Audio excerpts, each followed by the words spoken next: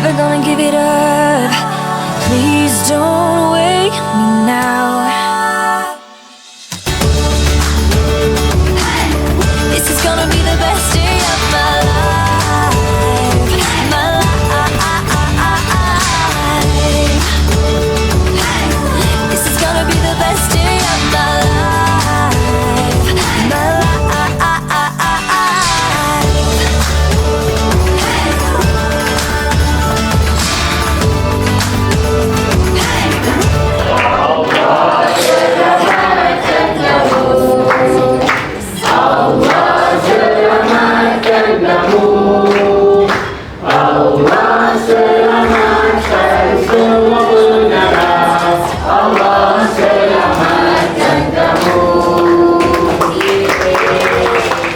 Bismillahirrahmanirrahim. Assalamualaikum dan selamat petang. Pertama sekali saya mengucapkan terima kasih kepada semua yang hadir dan terima kasih juga kepada pihak penganjur yang set up event pada malam ini. Terima kasih banyak dan terima kasih setiap ucapan hari lahir kepada saya dan semoga segala doa-doa yang tuan-tuan, puan-puan bagi berbalik kepada anda semua.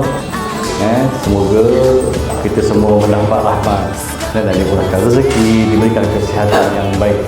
Sejujurnya saya hargailah kan apa yang you all buat selama ni bersama dengan Anggun. So terima kasih semua sekali lagi. Sama-samalah kita doa semoga Anggun ni lebih lagi grow di masa yang akan datang dan sama-sama kita dapat manfaat.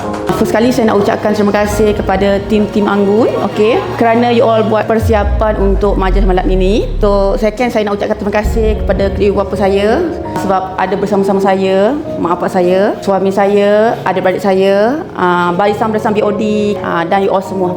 Sebenarnya perjalanan Anggun sangat terlalu jauh, Allah. Saya tak sangka, bukan you all tak sangka, saya tak sangka. Saya pernah terfikir Allah bagi saya rezeki tahap sini, tak pernah. Cuma saya kalau buat kerja, saya akan letakkan diri saya betul-betul ikhlas.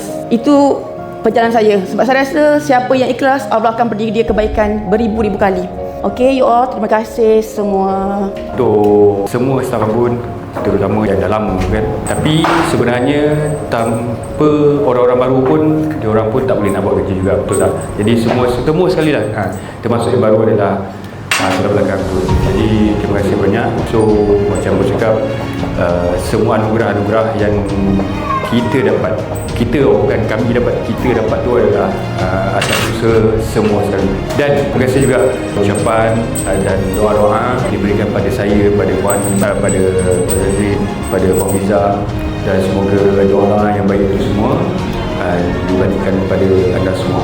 Saya ingin mengucapkan ribuan terima kasih untuk malam ni, untuk persiapan malam ni kepada semua staf Anggun. Terima kasih banyak-banyak. Sebab apa? Setiap kali birthday BOD memang you all akan meraihkan. So kita berharap benda ni akan berterusan sampai bila-bila lah, insya-Allah. Dan kita nakkan vibe-vibe yang positif macam ni untuk semua orang. Bukannya staf BOD saja, tapi staf sekali kita raihkan bersama.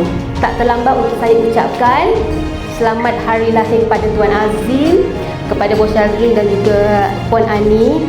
Semoga panjang umur, murah rezeki, semoga dipermudahkan segala urusan.